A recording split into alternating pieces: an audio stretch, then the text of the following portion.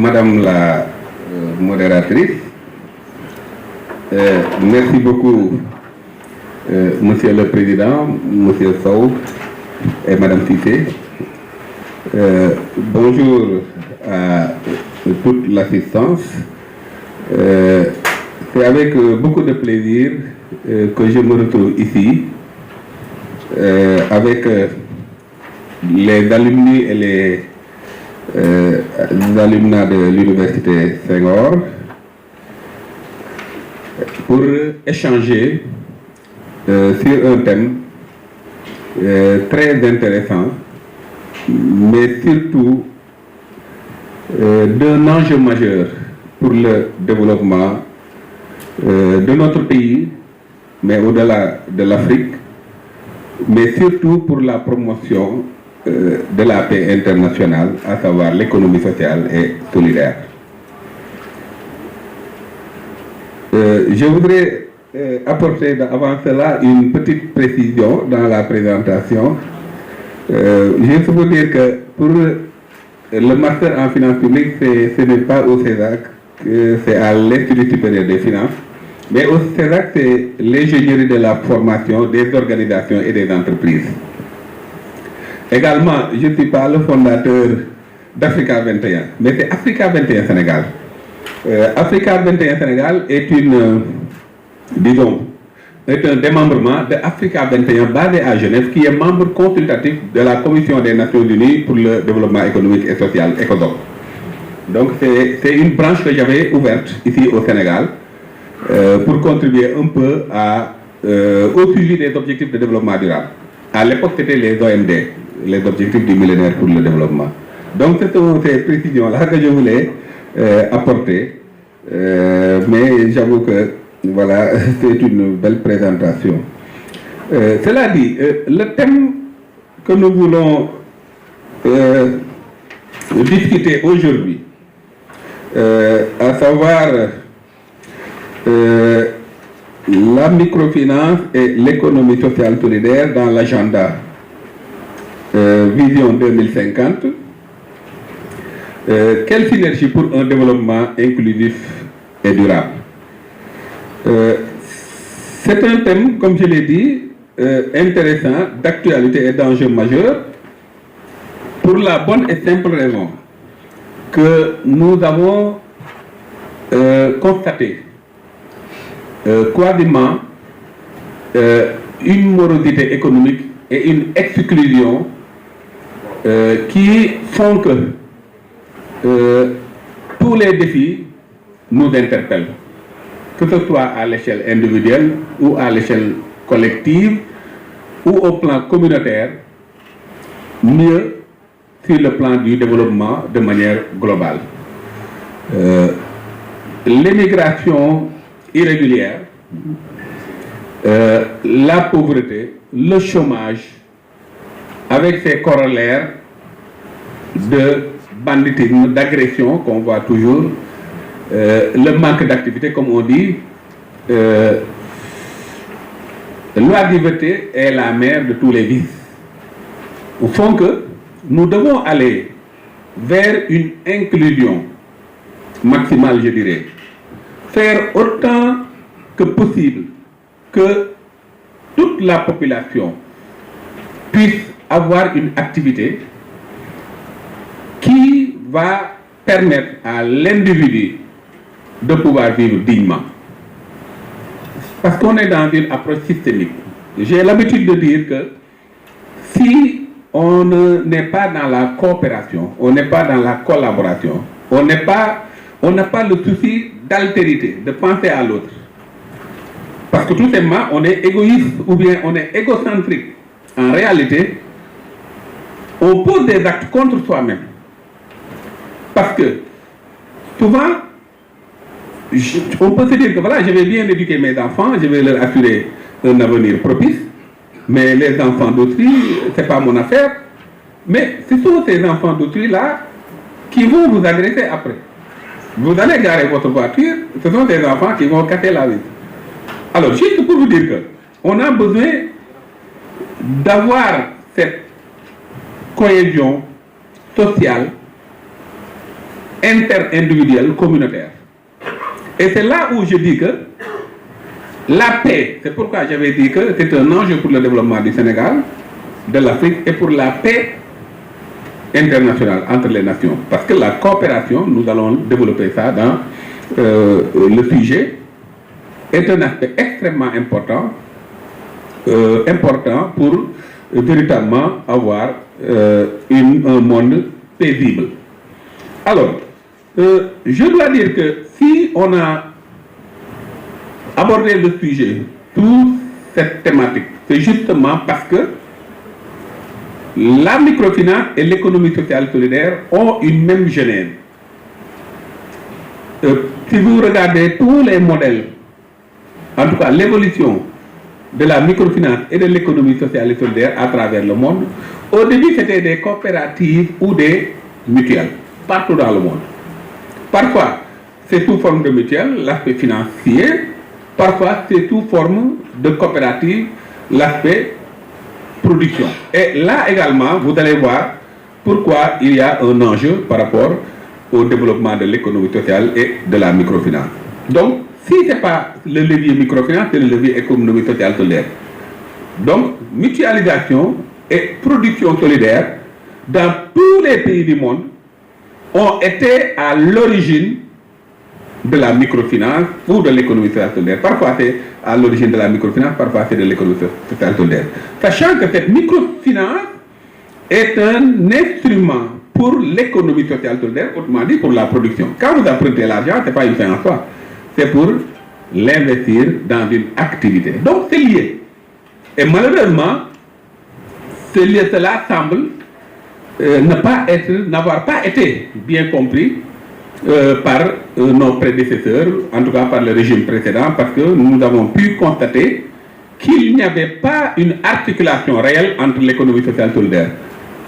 Parfois, j'ai taquine certains directeurs qui sont dans le programme microfinance, ils me disent que moi l'économie sociale solidaire, je ne suis pas très versé sur ces questions. Alors qu'en fait, c'est la même origine en réalité. Donc, juste pour vous dire que l'évolution de la microfinance et de l'économie sociale solidaire ont été, disons, simultanées. Par conséquent, donc, c'est comme si on a un même secteur. Et de ce point de vue, la synergie est naturelle. Et puisque la synergie est naturelle, maintenant, la question qui se pose, c'est comment maintenant, à travers cette synergie, on pourra assurer un développement durable, inclusif. Et là, on est obligé de réfléchir un peu sur la problématique de la durabilité du développement. On s'est rendu compte que le monde a connu des évolutions majeures. Il y a eu, je ne vais pas prendre toutes ces évolutions, parce que sinon je risque de remonter très loin. Peut-être je vais remonter à l'Empire ottoman ou à l'Empire mongol, ou voilà, les Persans, ou mieux peut-être à l'Empire romain. Mais je vais juste commencer par la révolution industrielle. La révolution industrielle a été un moment très décisif dans l'évolution de l'économie capitaliste. C'est là où on a noté, en un moment donné, la primauté du capital. Je dirais, dans un langage très terre-à-terre, de l'argent, qui a fini par dénaturer l'origine même de l'économie. N'oublions pas que l'économie à l'origine était humaniste. Adam Smith était un religieux. L'économie avait comme souci l'équité. L'économie voulait en réalité qu'on ait des échanges, des interactions qui ne vont pas à l'encontre de la dignité humaine. Mais malheureusement, avec la révolution industrielle, avec l'économie de marché, on est à une situation où maintenant l'économie est devenue une arme contre l'humain. C'est à ce niveau que l'économie sociale solidaire se démarque complètement de cette forme économique qui, de plus en plus, est devenue la forme principale, et on dit même que c'est l'économie classique. Alors, d'ailleurs, si vous allez en France, il y a la loi Le Chapelier, il y a le décret d'Alandre qui interdisait en 1791 et en 1884, jusqu'en 1884, on interdisait les travailleurs de s'organiser pour des préoccupations qui vont dans le sens de leur dignité. Vous voyez? Alors, donc, si on considère tous ces aspects, on constate que l'humain n'est plus au centre même du développement. Et par la suite, ce qui s'est passé, c'est que, au-delà de l'humain, c'est tout l'environnement qui a été agressé. Et c'est en ce moment que la notion de développement durable est apparue avec, disons, sous le leadership du système des Nations Unies. On s'est rendu compte qu'il faut maintenant penser aux générations futures. Ce n'est pas parce que vous avez fait des progrès technologiques, c'est pas parce que voilà, vous êtes une communauté, une société industrialisée que vous êtes véritablement dans le développement. Non, ce développement n'est pas durable parce que ça va se retourner contre vous. Et la raison est facilement explicable à travers les changements climatiques. L'environnement qui est agressé, maintenant, on se rend compte qu'il y a un déséquilibre qui va se retourner contre même les systèmes de production agricole, alimentaire, etc. Donc, ce n'est pas la technologie, l'avancée technologique qui détermine, en tout cas, le bien-être ou la durabilité de l'économie. C'est là où maintenant, l'économie sociale et solidaire, avec son corollaire de microfinance, et vous allez voir que on a les deux dimensions du sujet. L'économie sociale et solidaire, la durabilité, je vais l'expliquer tout à l'heure, son corollaire de microfinance, l'inclusion. Et là, nous abordons toute la problématique de notre sujet. Quelle synergie pour un développement durable inclusif? Donc, développement durable, économie sociale solidaire, inclusion, microfinance. Donc, ce sont les deux aspects du sujet qui font que si, et là on peut l'affirmer avec courage, si nous voulons que tout le monde trouve sa part dans le système économique, il faut absolument toucher, appuyer le levier de la microfinance. Si on veut une économie durable, où il n'y a pas d'externalité négative, pour parler comme les économistes, il faut appuyer le levier de l'économie sociale et solidaire. Maintenant, pourquoi il faut mieux considérer la problématique de l'économie sociale et solidaire et de la microfinance pour avoir un développement inclusif et durable? Là, je vais donner quelques raisons politiques d'abord, avant de donner des raisons économiques. Si nous regardons la trajectoire de l'évolution politique du Sénégal,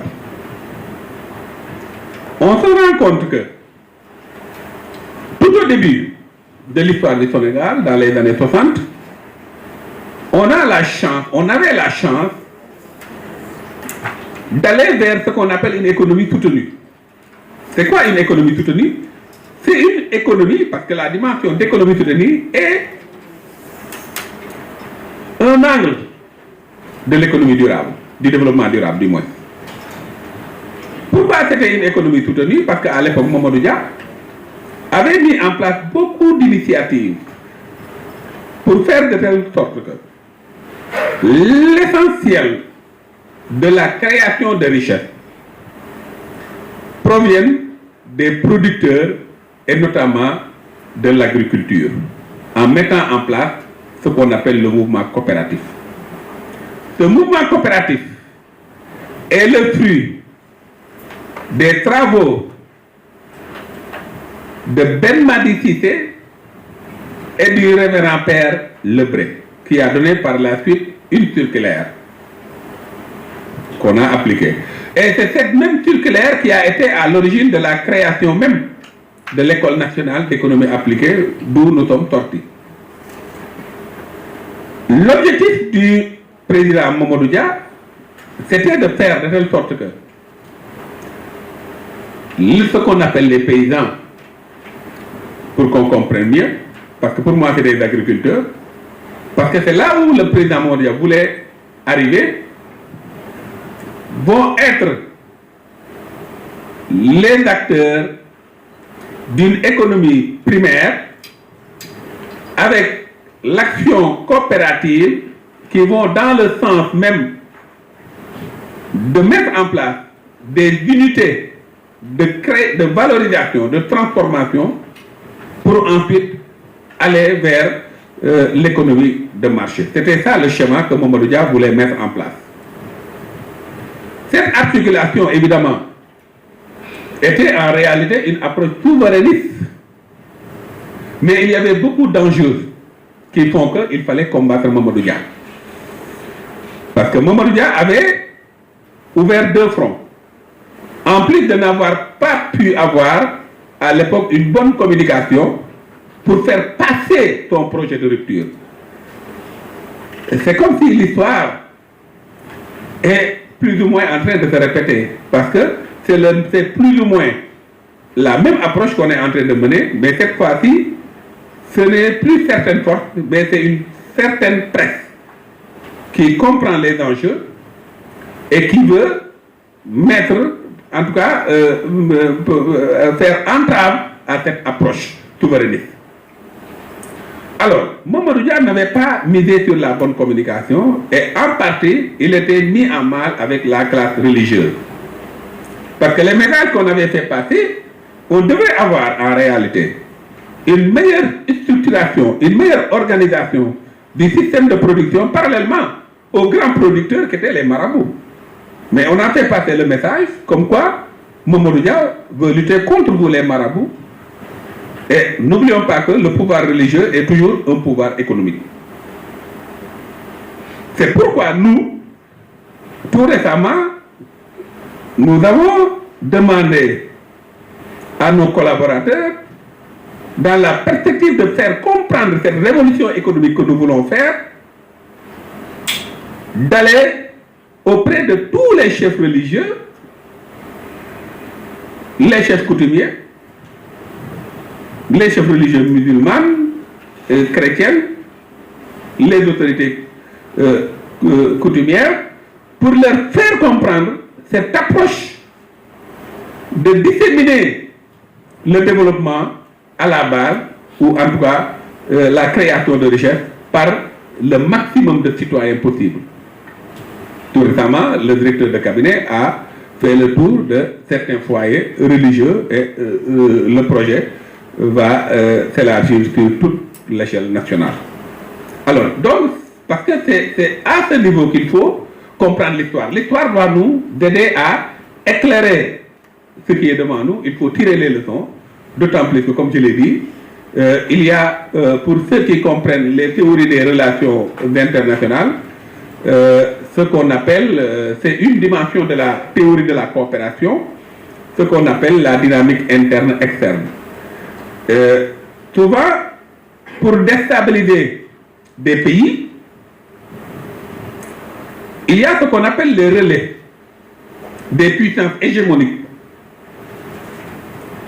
qui sont des nationaux comme vous, qui sont des citoyens, qui se réclament parfois même de patriotes, alors qu'ils n'ont rien de patriotisme,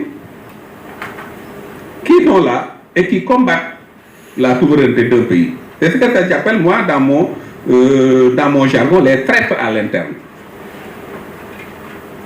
Ces traîtres à l'interne, dans la théorie de la dynamique interne-externe, ont été ceux qui avaient combattu Mamadou Dia. Parce que jusque-là, il y a cette volonté d'affiliation à une puissance hégémonique, je ne vais pas citer parce que maintenant je suis ministre, je ne parle plus comme je parlais avant, et certains se retrouvent davantage dans le paternalisme d'une puissance extérieure plutôt que cette volonté de s'affirmer soi-même. Alors, tout ça, ce sont des enjeux qui ont fait que, à la suite qu'on a séparé Mamadou Dia de Senghor, le projet de développement à la base, ou d'un développement soutenu, ou d'un développement coopératif a été nettement arrêté. Pour regarder les agrégats macroéconomiques durant cette période, de 60 à 62 jusqu'à 63, le Sénégal avait une économie qui avait une certaine embellie. Il n'y avait pas de morosité économique. Et même durant les premières heures, aller dans le bassin arachidier, c'est en ce moment que le phénomène des terres neuves a eu lieu, notamment l'émigration d'une bonne partie de la population qui s'est établie dans la zone de Kaffrine, Koungheul, etc. Parce que les agriculteurs se nourrissaient du fruit. Certes, c'était une agriculture traite, mais il y avait quand même une expansion agricole extrêmement importante. Alors, cette période, maintenant, a été déstructurée pour aller vers ce qu'on appelle la culture de rente, et qu'on peut comprendre à double niveau, hein, la culture de rente, pas au plan agricole, mais au plan de l'action publique de développement. On avait des fonctionnaires, parce qu'il y avait le mouvement, il y avait la société ONCAD, par exemple, qui était une grande société qui était dans la perspective d'assurer un développement du secteur agricole. Mais durant cette période, ce qui s'est passé, c'est que les fonctionnaires étaient dans une culture de rente, c'est-à-dire comment avoir le maximum d'argent. Il y avait beaucoup de détournements, les banques qui étaient en place n'assuraient plus la fonction qu'elles devaient faire pour promouvoir l'agriculture. Il y a un détournement à tous les niveaux, c'est ça que j'appelle la culture de rente. Alors c'est là où maintenant on a commencé à perdre les valeurs. C'est pourquoi on s'est rendu compte que pour avoir une bonne planification, il faudrait recentrer les choses dans des valeurs fortes. C'est pourquoi on dit l'agenda 2050, un Sénégal juste, souverain, juste, prospère, ancré dans des valeurs fortes. Alors, donc, cela se répercute également sur les 4 axes de l'agenda 2050. Vous allez voir dans les 4 axes la bonne gouvernance et parallèlement, vous allez voir le développement durable à côté d'une économie compétitive, mais également d'un capital humain qui se veut fort. Donc, rien que la structuration de ces 4 axes, contrairement au plan précédent, qui était sur 3 axes, constitue une rupture majeure pour aller vers le développement inclusif et durable. Notamment, le capital humain. On pouvait même fusionner ce capital humain avec le développement durable ou avec la bonne gouvernance, mais on ne l'a pas fait. On a voulu en faire des segments clairs, précis, avec tout ce qu'il y a comme stratégie, indépendamment d'autres axes. Donc ça, ce sont des éléments de planification extrêmement importants qui vont nous édifier sur ce que nous voulons comme un développement durable. Maintenant, ce qu'il faut considérer, c'est que tout cela émane d'un diagnostic. Un diagnostic qui fait que, malgré la vitalité du secteur de la microfinance, avec 297 institutions agréées et qui comptent plus de 4 millions d'usagers pour un encours de dépôt de 565 5,6 milliards de francs CFA et un encours de crédit de 765,6 milliards de francs CFA. Cela veut dire que c'est un secteur extrêmement stratégique. Mais malheureusement, les difficultés sont nombreuses. Et pour vous faire ressortir davantage l'importance de cette opportunité qu'offre la microfinance, il faut savoir que ce secteur au sein de l'UEMOA représente 5,5%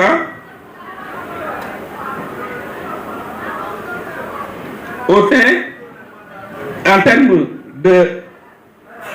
d'argent collecté au sein de l'UEMOA,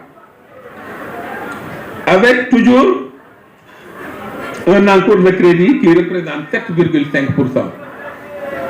C'est là où, évidemment, il y a un élément important.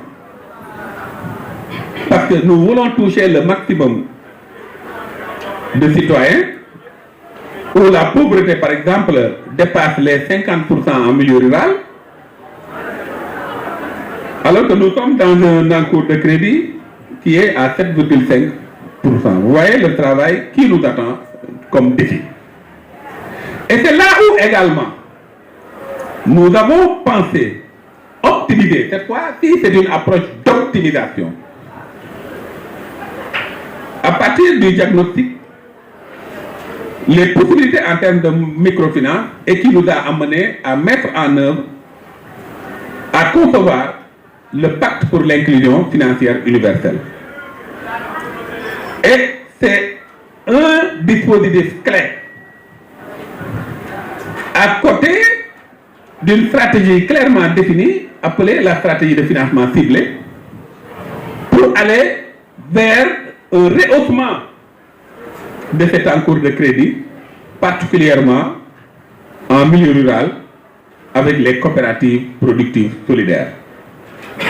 Tout à l'heure, j'ai donné l'importance de viabiliser le système de production, mais je me suis arrêté aux premières années de la création des coopératives. Ce qui s'est passé, c'est qu'ensuite, après cette culture de rente qui a duré jusqu'aux ajustements structurels, parce qu'en réalité, durant cette époque, il faut reconnaître que on avait un tissu industriel quand même acceptable, contrairement au démantèlement du tissu industriel qui s'est opéré après les ajustements structurels.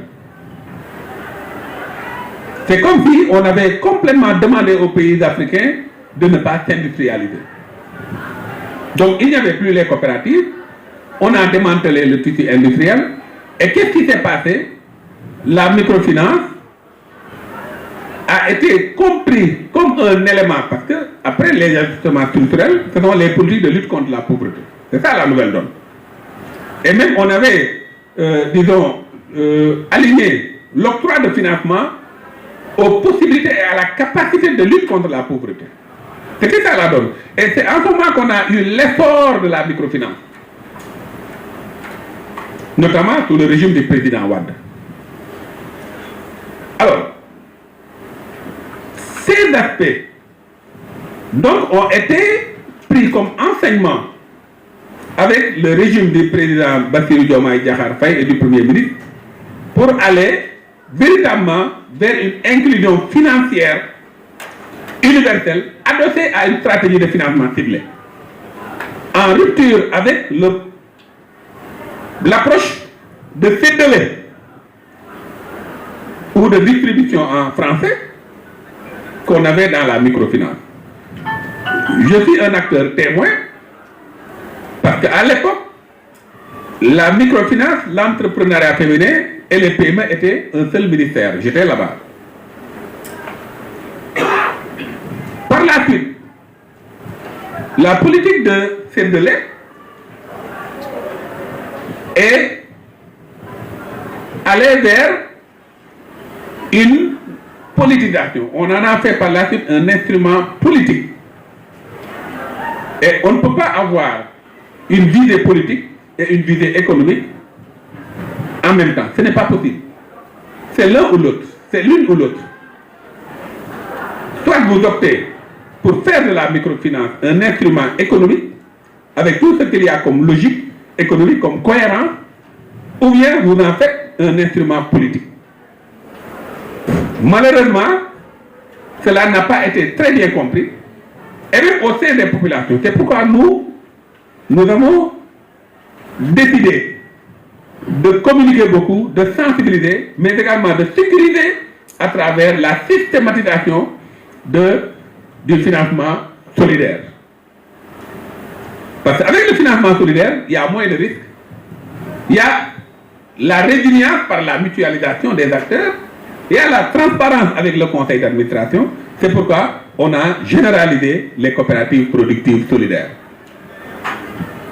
Alors, ces coopératives productives solidaires, comme vous le voyez, ont, comme je l'ai dit tantôt, une approche d'optimisation. On va essayer d'optimiser l'ensemble des mécanismes qui vont dans le sens de la microfinance. Aussi bien à l'interne du ministère d'abord, le premier pas, en articulant toutes les interventions autour d'un seul objectif. Ensuite, dans un deuxième temps, en veillant à ce que tous les mécanismes qui gravitent autour de la microfinance soient alignés à la politique ministérielle.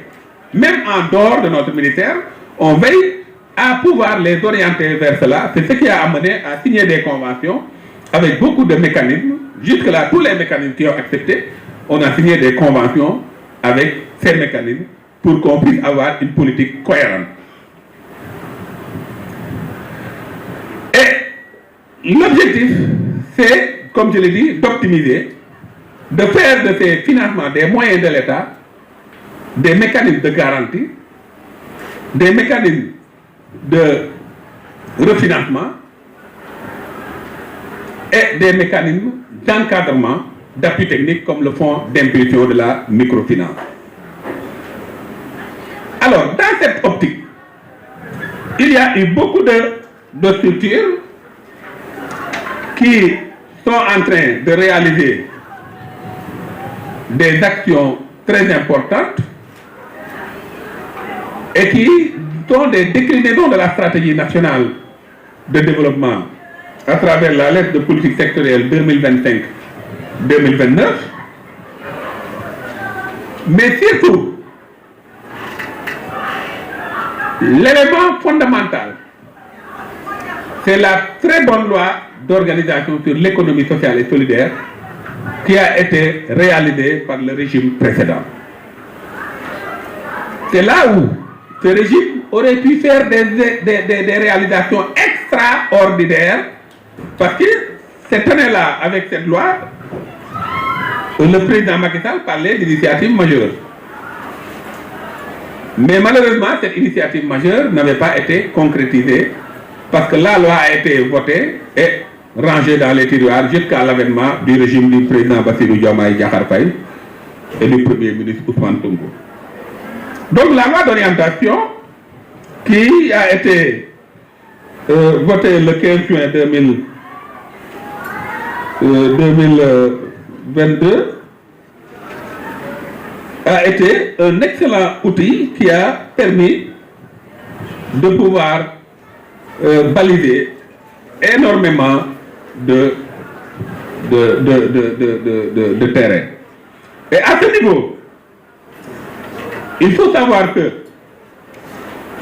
l'économie sociale solidaire a présentement un cadre qui lui permet de pouvoir faire soutenir l'économie par la classe, disons, la classe plus ou moins faible économiquement, ainsi que les petites et moyennes entreprises, les très petites entreprises d'abord, les unités de création de richesse, les petites unités, les très petites et moyennes entreprises. C'est ainsi que nous avons mis en place un programme qui a permis en réalité de pouvoir cibler directement les acteurs à travers le programme d'appui aux acteurs de l'économie sociale solidaire. Et ce programme, qui est à la fois un programme d'animation économique, mais aussi d'intervention directe sur les cibles, permet de pouvoir toucher certaines régions, certaines zones où on sent des potentialités, où on identifie des potentialités d'économie sociale solidaire majeures, mais qui malheureusement n'ont pas été assez exploitées. Alors qu'en réalité, le dispositif doit permettre de bâtir un développement humain durable, ancré dans les territoires, parce que l'économie sociale solidaire est une économie de territoire, portée par les communautés et soutenue par des outils financiers inclusifs. C'est à ce niveau que sur le caractère inclusif, pour rester dans le focus de notre sujet, je suis heureux de voir le directeur de Poste Finance ici, parce qu'on a discuté sur l'opportunité de cet outil que constitue la Poste pour véritablement réaliser une parfaite inclusion financière. La Poste est présente partout. Mais malheureusement, le démantèlement de l'économie sénégalaise a été à tous les niveaux, y compris au niveau de la Poste. Et on sent maintenant l'importance même que cet outil devrait avoir si véritablement on comprenait les enjeux de microfinance. Dans cet appui, dans cette logique, nous allons également parler de deux instruments majeurs. Au-delà du fonds d'appui à l'économie sociale solidaire, qui est maintenant, contrairement à ce qu'on pense, ce n'est pas un fonds, mais c'est un mécanisme d'animation. On dit fonds parce que c'est juste une ligne budgétaire qui permet de réaliser la mise en œuvre de la loi. Mais quand on l'entend, on pense que le ministère a beaucoup de fonds. Non, le ministère a quasiment deux fonds. Le fonds de développement de la microfinance et le fonds national de la microfinance. Le fonds d'impulsion de la microfinance n'est pas un fonds, mais c'est un office qui est là pour appuyer techniquement et impulser l'inclusion financière. Alors, nous avons dans le dispositif de développement de l'économie sociale solidaire et de la microfinance, on a la plateforme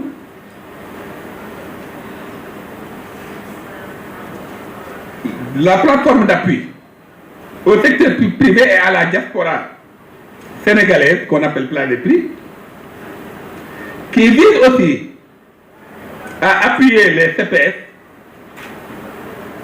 les petites et moyennes entreprises et les très petites entreprises. C'est ce mécanisme maintenant qui constitue l'opportunité de pouvoir faire un ciblage au niveau des institutions, des entreprises privées, au-delà même de l'approche du financement solidaire.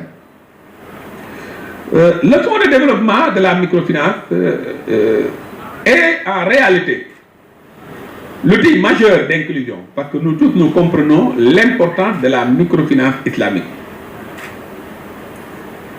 Cet instrument en réalité, qui est naturellement, intrinsèquement, un mécanisme d'économie réelle. Parce que le problème de la microfinance, c'était l'économie spéculative. Mais là, on est directement dans l'économie réelle, c'est ce qui explique l'engouement de la finance islamique par des pays non musulmans. Donc c'est une approche scientifique. Parfois, le terme islamique peut gêner, mais c'est une approche scientifique. Évidemment inspirée de l'islam, mais c'est une démarche scientifique. Alors, c'est l'économie réelle. C'est justement une stratégie de financement ciblé. Parce que la microfinance islamique vise la production directement. C'est comme si l'argent, la personne qui prête de l'argent vous accompagne dans la réalisation de cette opération. Alors, ça, c'est véritablement la méthode de rupture par rapport à la spéculation. Parce que moi, j'ai l'habitude de